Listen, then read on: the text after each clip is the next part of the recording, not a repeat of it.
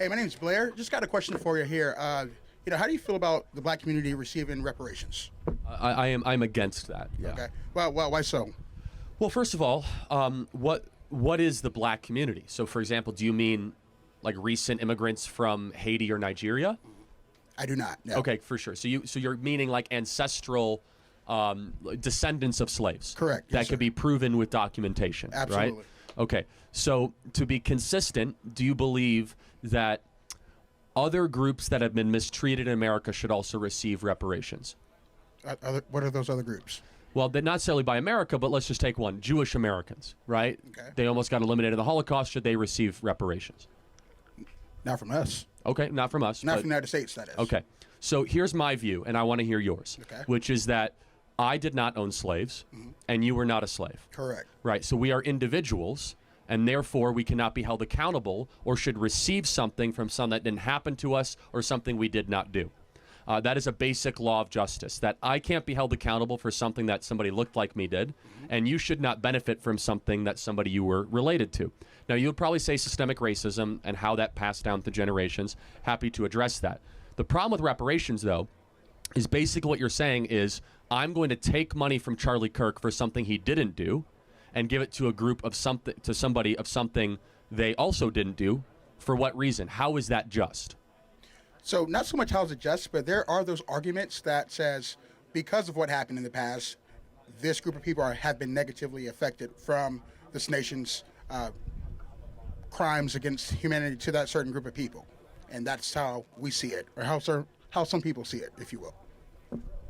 Okay, sure, but I will say that even if there is some truth to that, which I wouldn't even be willing to grant very much, because Black America was doing incredibly well before the not incredible. They were pacing to be even richer than white America. Is that we must look through the question of is it just and moral to take from one group, especially first and second generation immigrants that had nothing to do with this. So think about it. Your tax base would be taxing, like if anyone here is Irish or Polish and your family came 100 years ago, we would be taxing people that had nothing to do with it. And I'll go a step further.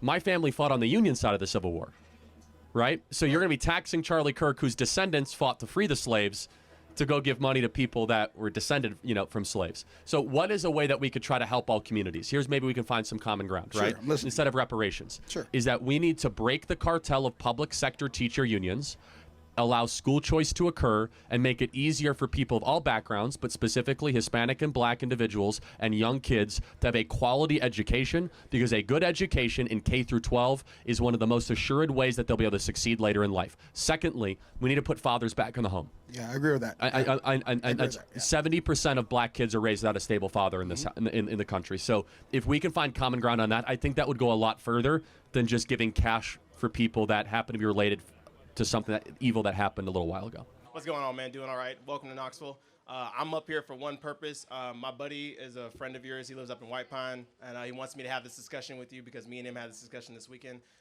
What are your thoughts about reparations for Black people specifically, and like Black Americans specifically? What is your Very much against. Very much against. Can I ask why? Well, first and foremost, I don't believe that we should ever pay monetary damages to people where nothing bad happened to them, just because they are related to a group of people where something bad happened to them. Okay. So Because it separates the idea. Let me just finish, and then I'll throw it back to you. Absolutely. Our justice system, when properly understood, is about individuals receiving justice, not tribes or groups receiving justice. Also, I want to state that just because I am a Black man, I do not speak for all Black people. So I'm just. I like this guy. You should give it up for him. Just want to state that for the record. I'm speaking for myself. All right. So definitely hear you on that. And even for me, when it comes to reparations, for me personally, I don't believe that it should be a check. I think that reparations can look like many different things, whether it's like investment in institutions, more like better schools, hospitals, all that kind of stuff.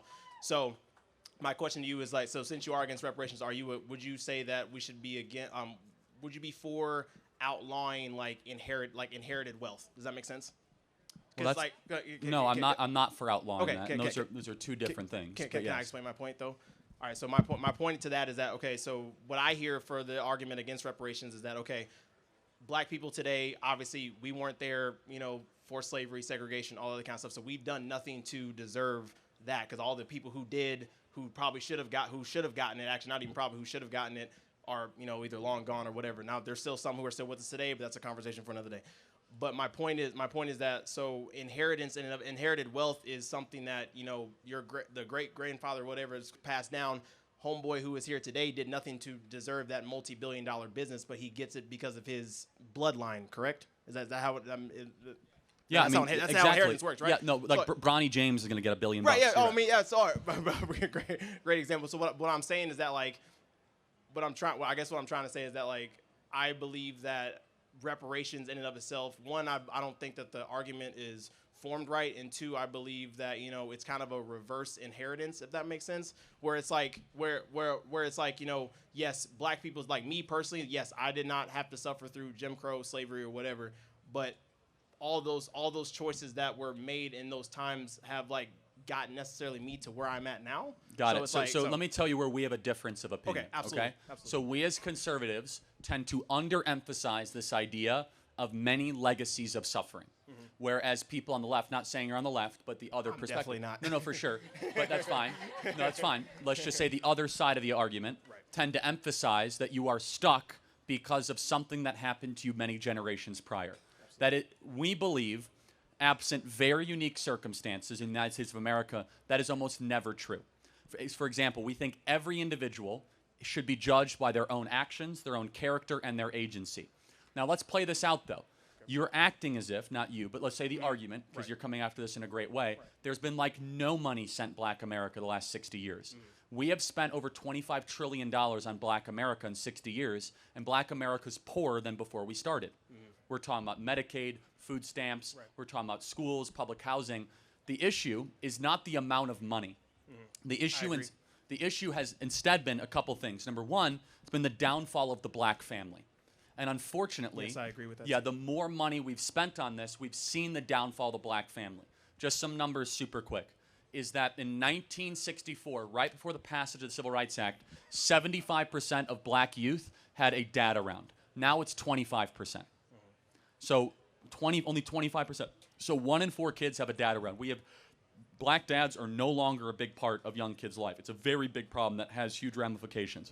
Then finally, on the reparations argument, that comes into just more like concrete questions. Where do you draw the line? Who defines it? And also, why would you tax, for example, somebody like me? My ancestors fought on the Union side of the Civil War, so I got to go pay more money, even though my ancestors did the right thing. No offense if you guys fought for the Confederacy. That's not trying to, drum up any, it's all good. We're all Americans now. I'm not. Why should I have to then go pay for something that my ancestors did correctly? Finally, it's like, how do you prove it? Prove it. Like, this is not your argument, but it's a hilarious contradiction. The very same people who tell you that voter ID is racist want all of a sudden Black America to prove that they're the descendants of slaves 7 generations ago. Like, let me go get my paperwork together. I thought it's racist to ask people for their paperwork. Anyway, the whole thing's crazy. But here's the more important thing that I think we can agree on. That we should have a opportunity colorblind compact. We need to have school choice in this country so kids can go to better schools and have more mobility. Number 2, reconstitute the Black family. And finally, this is one that you might agree on because you're not a liberal, is that we need to no longer import foreigners that are going to undercut the wages of workers of all races, especially Black Americans. I agree. And so what we've done is we imported Nicaraguans and Guatemalans to come take low-wage labor, and we didn't want to pay our own Americans those jobs. So final thoughts on those points. Also, great points. I would say that I am with you for the idea of a colorblind society. I think that it's a bit of a farce to say that colorblind society is something we should aspire to, but I think it's a farce to think that it doesn't exist, that race doesn't play a factor. I totally agree. Okay, and so I will say it plays far less of a factor 10 years ago. It's playing more of a factor today. Yes, I agree. In a negative way. Yes, I 100%. I mean, I think you had mentioned something about DEI like earlier, and I was like, for sure, like the way I agree with DEI in principle, but I think the way it's been instituted by our government and all the other institutions is completely wrong. So, because for me, it's not about seeing color; it's how you treat color. Does that make sense? Everyone's going to see color. And yeah, exactly. You're right. Yeah, and so it's an ideal that is admirable, being colorblind. Right. The problem with what we were promised with the Civil Rights Act, we were promised a colorblind society. We now have a color-obsessed society. And it's a breakdown of that promise. Instead, the country I grew up in, at least, was like, yeah, you're black, but it doesn't matter. It's not the most important thing. Instead, it's, are you a good person? How do you act? How do you treat other people? Are you a Christian? Like, what is your worldview? I want to get back to that. Of course, we're still going to see differences, but I want to de-emphasize them to a place where we look at each other as fellow human beings and fellow American citizens. Americans, Thank you so much, Absolutely man. not. Appreciate Thank it.